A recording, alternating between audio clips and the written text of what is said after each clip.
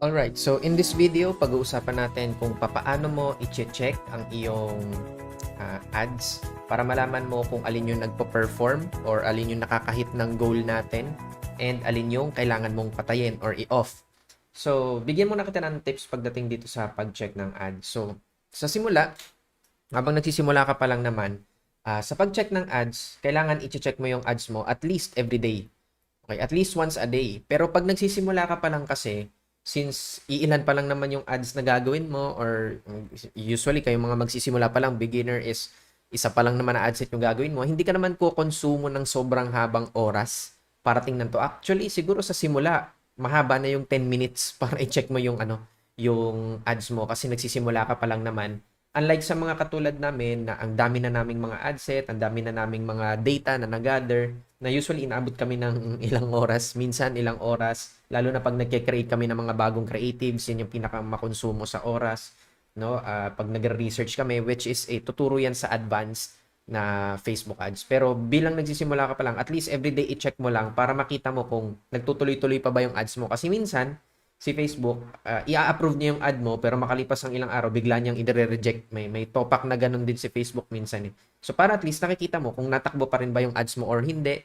And kung halimbawa, kung ang iyong ads account ay prepaid, kapag prepaid kasi yung ads account mo, meaning kailangan babayaran mo muna siya, lalagyan mo ng ng pera bago siya tumakbo.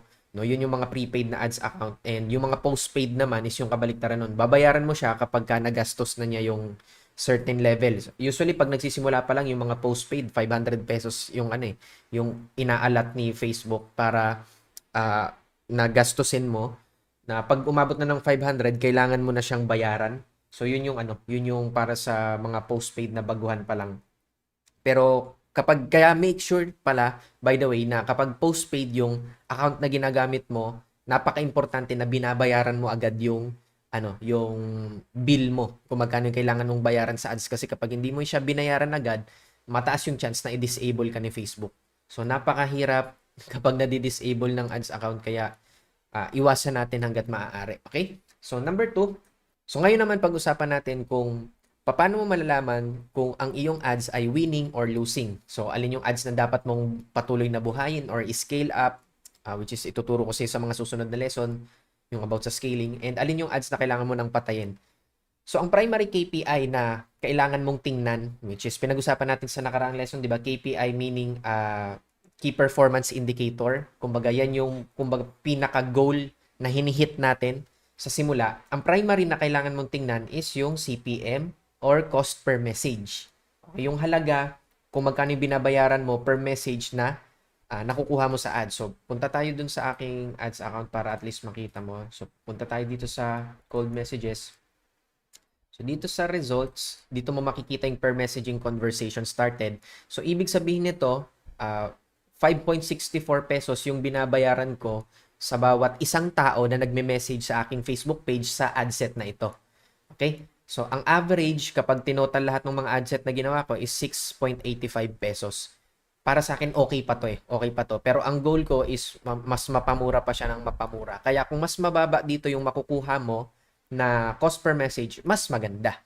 Okay? So, yun yung ibig sabihin ng cost per message, yung CPM. Yan yung primary KPI na tinitingnan natin kasi ang unang goal natin is maabot yung 1,000 messages or yung 1,000 na data para mas madali ka na makapag-retarget ka kaagad dun sa iyong mga prospect, which is also a form of follow-up, which is automated na yun. Kapag ginamit mo si Facebook ads para mag-follow up, para mag-retarget, is automated na siya. So ngayon naman, next, number 2 naman, ang priority. Okay, dito sa number 1, primary KPI na titingnan mo is CPM.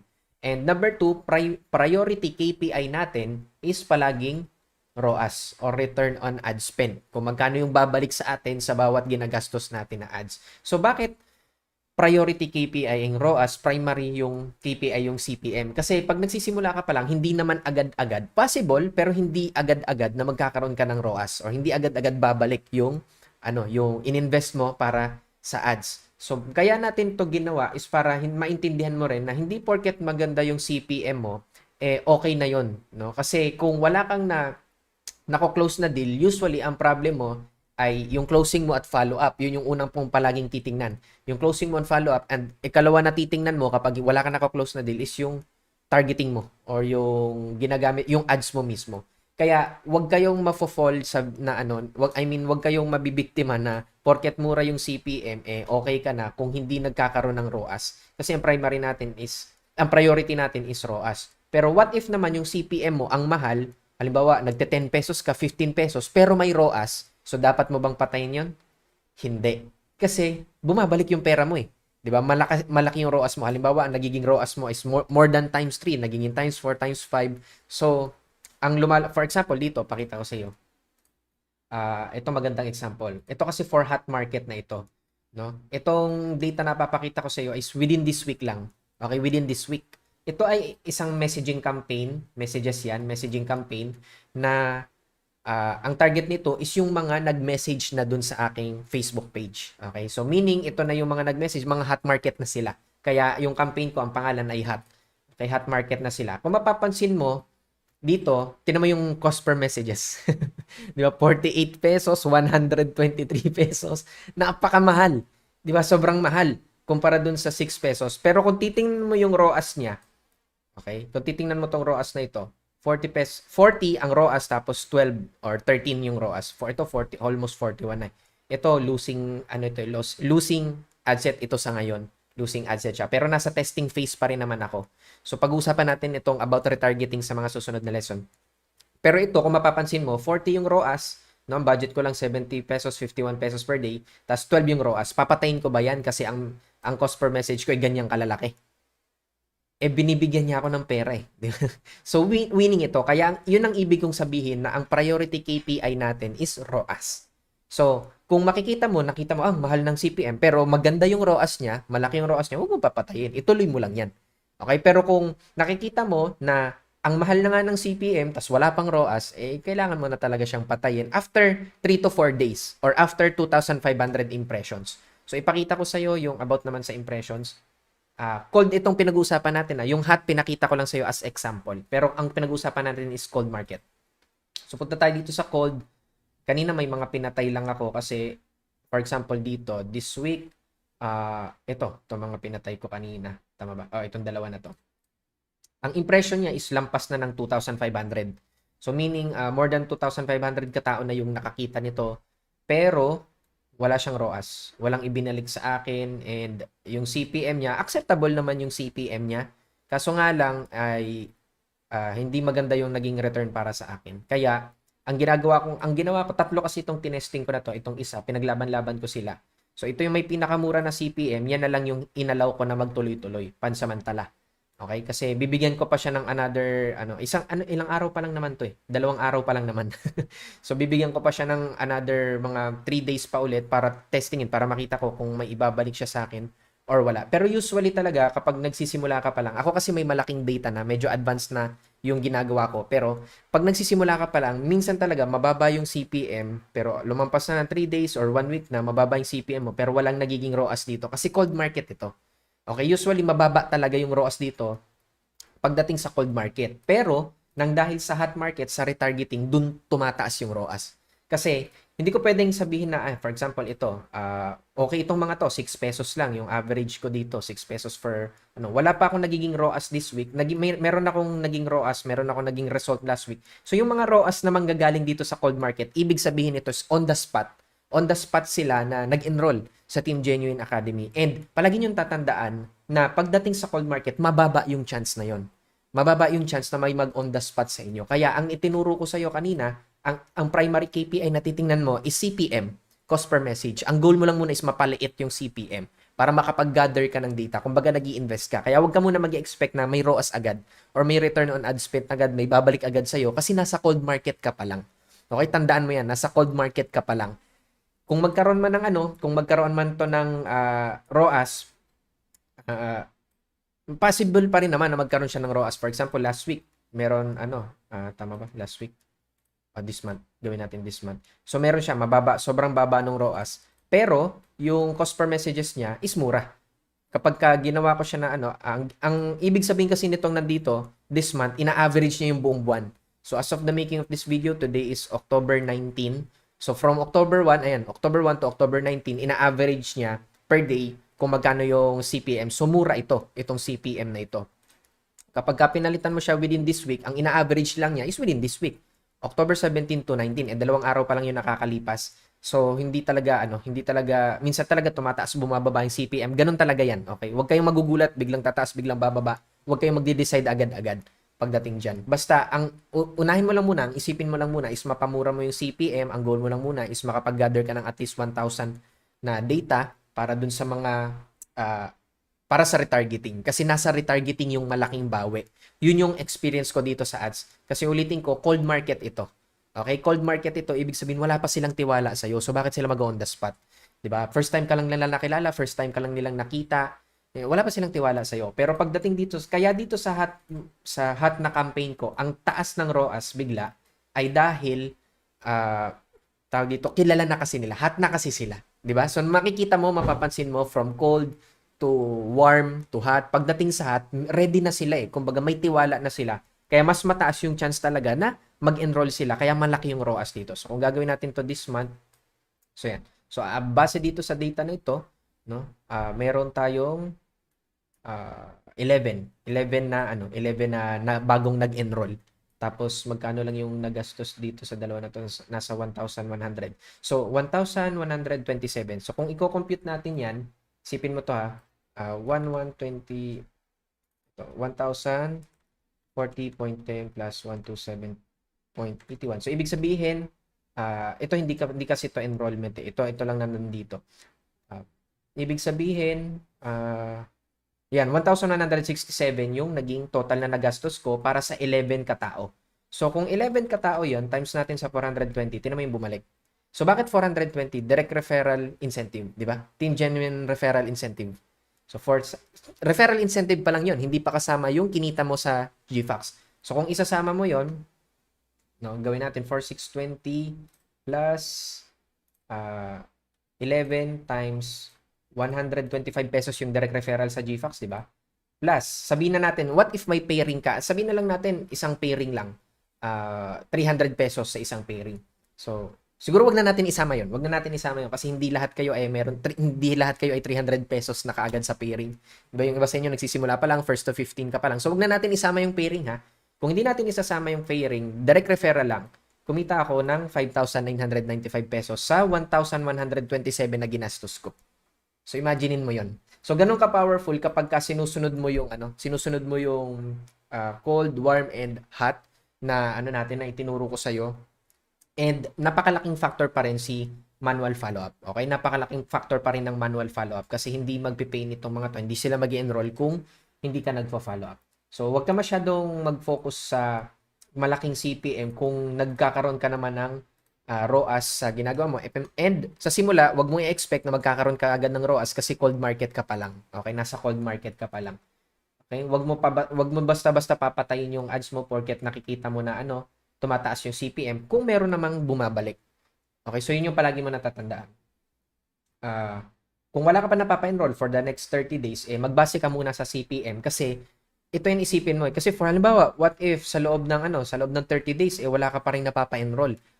Okay lang yun sa simula kasi katulad ng sinabi ko, nagsisimula ka pa lang, investment ito, at least meron ka ng mga leads or meron ka ng mga prospect na naandun sa Facebook page mo, which is control mo na yun eh. Yung mga prospect mo na nasa Facebook page, control mo sila, makakapag-follow up ka sa kanila. Manual follow up, pwede mo silang kwentuhin, pwede mo silang kausapin. Manual follow up, pa-join mo sila sa Facebook community natin. Magbigay ka pa ng value sa kanila sa pamamagitan nung pagpapajoin mo sa kanila sa Facebook community, pakikipagkwentuhan mo sa kanila para makilala mo sila. Pwede mong alamin sa kanila kung ano yung reason bakit sila naghahanap ng pagkakakitaan. So para makilala mo, malaman mo kung ano yung problema nila na masosolusyonan ng ating team. So, mas madedevelop mo yung relationship mo sa mga tao na to hanggang sa maging warm sila, hanggang sa maging hot sila. Kasi meron ka ng control dito sa mga prospects na ito.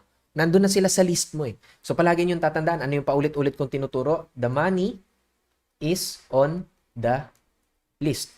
Yung iyong Facebook page, yung iyong chatbot, yung mga subscriber mo sa chatbot na yon, yung mga nag-message sa page mo, that is a part of your list.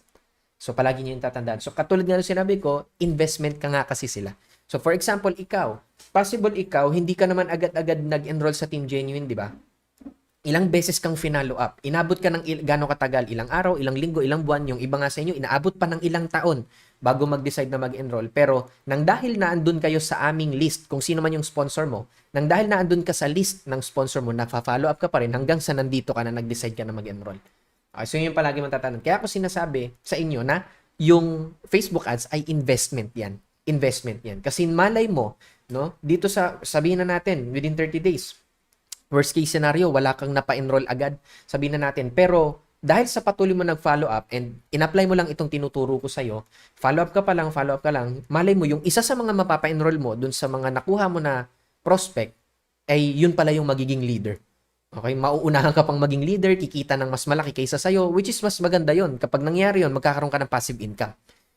Di ba? Imaginein mo yung ganun. So, ganun kaganda, ganun kalaki yung possibility ng pagka ikaw ay gumagamit ng ads sa pagbibuild ng iyong organization. Unlike sa product selling lang, hindi naman magiging leader yung bumibili ng product mo, di ba? Bumibili lang sila ng product ng bumibili kasi gusto lang nila ng product.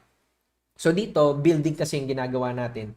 Kaya, importante na meron kang long-term na mindset, long-term na strategy. So, invest lang muna ng invest. Hindi agad yan babalik. Pero, kapag bumalik na yan sa'yo, sobrang laki ng ibabalik niyan sa'yo. Katulad sa akin, nang dahil patuloy lang ako nag-invest, ang laki rin ng ininvest ko dito sa pagbibuild ng network, sa pag-build ng organization, sa pag-Facebook ads.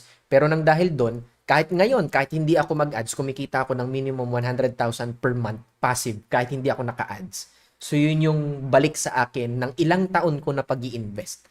Okay? Wala na akong pwedeng literal na wala na akong gawin, wala na akong ilabas sa ads, pero ganun pa rin kalaki yung kinikita ko every single month, hindi bumababa ng 100,000. So, yan yung possibility. And palaki pa ng palaki yung income. Hindi naman natitigil doon, palaki pa ng palaki yung income. Kaya, hanggang ngayon, kahit na tumigil ako sa pag-ads, no? Kikita pa rin ako ng ganun kalaki, hindi ako tumitigil sa pag-ads kasi gusto ko na kumita pa ng mas malaki pa. No, hanggang sa ang maging goal ko is kumita ko at least 1 million passive income per month. So yan naman na yung yun yung ultimate goal ko sa ngayon. So yan yung itinuturo ko sa inyo pagdating dito sa ads. Kaya palagi mong isipin, this is an investment, okay?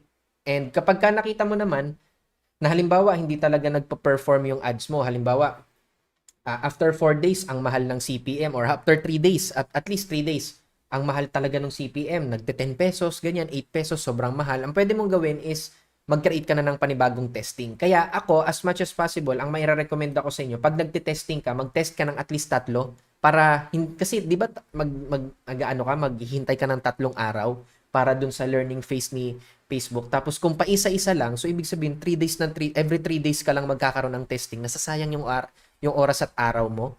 So, kaya ang recommend ko, at least, kung magte-testing ka na lang rin naman, at least 3, mag-testing ka ng 3 magkakaibang ad set, pare-parehas ng ads, so katulad nito sa akin, pare-parehas ng ads, 3 magkakaibang ad set, 3 magkakaibang targeting na naisip mo na ita-target, tapos tigwa 100 pesos. Yes, medyo, mas malaki magagastos mo kasi 300 pesos magiging 300 pesos per day siya kung 100 pesos per ad set. Pero nakakasave ka ng time. Kesa yung every 3 days, tsaka mo lang titingnan, ay, pangit itong isa na to, tapos testing ka na naman ng isa na naman after 3 days na naman. So, as much as possible, kung kaya mo, mas maganda na 3 ad set yung i-testing mo, every testing, minimum. Kasi ako, pag nagtetest ako, sobrang dami. Pero sa inyong mga nagsisimula pa lang, bigyan at least 3, para meron kang, makasave ka ng time. Okay, para malaman, paglalaban-labanin mo yung mga ads na yun, kung sino yung pinakamura, yun yung ititira mo. Tapos mag-testing ka ulit ng another 3. Halimbawa, meron kang 3 ads na tinesting. Tapos, doon sa 3 ads na yon, isa yung nanalo, isa yung pinakamura. No? Pagka nanalo na yung pinakamura na yon, kuha ka ulit ng 3 ads, paglaban-labanin mo ulit yung 3 ads na yon. Kung mas mura yun dun sa nauna mong ads na nanalo, edi yun ang pipiliin mo na panalo. So hanggang sa paulit-ulit mo lang siyang gagawin. Ngayon, since ang ginagawa nyo ay, ang tinuro ko sa inyo ay per ad set, 3 yung creatives, di ba? So, sa simula, ang huhusgahan mo lang muna is depende dun sa creatives na mag-base ka muna ng ipapatayin mo na ads based dun sa creatives. Huwag muna dun sa mismong ad set. So, anong ibig ko sabihin? For example, ito. Ito kasi sa hat na ito, pero sabihin na natin ito na lang. Okay, sabihin na natin na ito na lang. Halimbawa, 'di ba ang tinuro ko tatlong creative. So halimbawa ito, tatlo yung creative niya sa isang ad set. So pipili ka, ang gagawin mo, pupuntahan mo muna yung result ng tatlo. Kung alin yung pinakamurang ads kasi minsan ang nangyayari pag tiningnan mo dito sa ad set, ang mahal nung ano niya nung CPM niya, pero pag pinuntahan mo dito, meron lang palang humihigit sa kanila pababa. So hanap ako ng ibang example para mas madali mong maintindihan. Alright, so dito sa example na ito, kung mapapansin mo, pag ito yung tinesting ko nung nakaraan, tatlong creatives yung per ad set, di ba? So pag pinuntahan mo dito, nakalagay 11 pesos. So ang mahal niya. Pero kapag ka binuksan mo ito, pag clinic mo ito, since tatlong creatives yung ginagawa ko, kasi ang ginagawa ni Facebook, pag tatlong creatives yung ginawa mo, pag lalaban-labanin niya yung tatlo eh, kung alin sa tingin niya yung makakakuha ng best na performance, pinakamurang CPM. So, balikan natin. Dito, ang nakalagay dito sa cost per message ko is 11 pesos, almost 12 pesos. Pero pag clinic ko to, tapos in-scroll ko dito sa dulot, makikita mo, ayun, 10 pesos yung isa, 8 pesos yung isa, tapos yung isa wala. Kaya, ang nagiging average niya is 11 pesos. Nahihila siya pababa nitong dalawa na to. So, ang ginagawa ni Facebook, kung alin yung sa tingin niya na mas makakapag-perform, yun yung gagawin niya, yun yung bibigyan niya ng budget mo, nung 100 pesos or kung magkano man yung budget mo. So, dito sa case na ito, ang gagawin ko, bago ako pumatay ng adset, no? Ang gagawin ko, bago ako pumatay ng adset, titingnan ko muna yung loob, kung okay ba yung ads. Kasi, katulad nito, ang binibigay lang na budget dito ni Facebook is, ayun, 8 pesos. Pero, mas mura siya kumpara dito. So, ang pwede kong gawin, after 3 days, halimbawa, na-testing ko na after 3 days, ang gagawin ko, ay, papatayin ko itong dalawa. Itong dalawa papatayin ko kasi siya yung nagpe-perform ng maganda. Tapos bibigyan ko ulit siya ng another 3 days para tingnan natin kung mas bababa pa itong CPM na ito. So that's the same. For example, dito, ang ginawa ko kasi sa testing na ito, sa isang campaign na to, 5 yung tinesting ko. So ang gagawin ko, titingnan ko ulit ito, insurance. So dito, halimbawa, ito yung targeting ko, blah, blah, blah. 16 pesos siya, almost 17 pesos. Titingnan ko yung loob. Tapos, ayun, kita mo, 5 pesos yung isa, tapos yung isa 21, yung isa wala. So, ang nangyari, kaya naging 16 pesos siya ay dahil nahihila siya pababa nitong dalawa na to. So, anong gagawin ko? Papatayin ko itong dalawa na to. Itong dalawa. Tapos, hintayin ko ulit at mag-testing ulit. Titingnan ko ulit after 3 days kung okay ba yung magiging performance. So, dito naman, that's the same. 11 pesos to almost 12. Titingnan ko ulit. Ayun, may 9 pesos doon. Ito, 9.10. So, ang gagawin ko, since magkadikit itong dalawa na to, papatayin ko lang muna itong isa. Tapos, hayaan ko lang ulit muna na tumakbo siya for the next 3 days. So, ganun yung ginagawa ko pagdating sa CPM kasi ang tinuro ko diba sa inyo is tatlong creatives per ad set tapos 100 pesos na per day na budget. Okay, so I hope marami ka natutunan dito sa video na ito. Kung sakaling hindi mo masyado naintindihan, pwede mo namang i-replay and ulitin mo, gayahin mo, sundin mo lang yung mga tinuro ko hanggang sa maintindihan mo siya. So, make sure apply mo kagad yung natutunan mo. See you on the next lesson.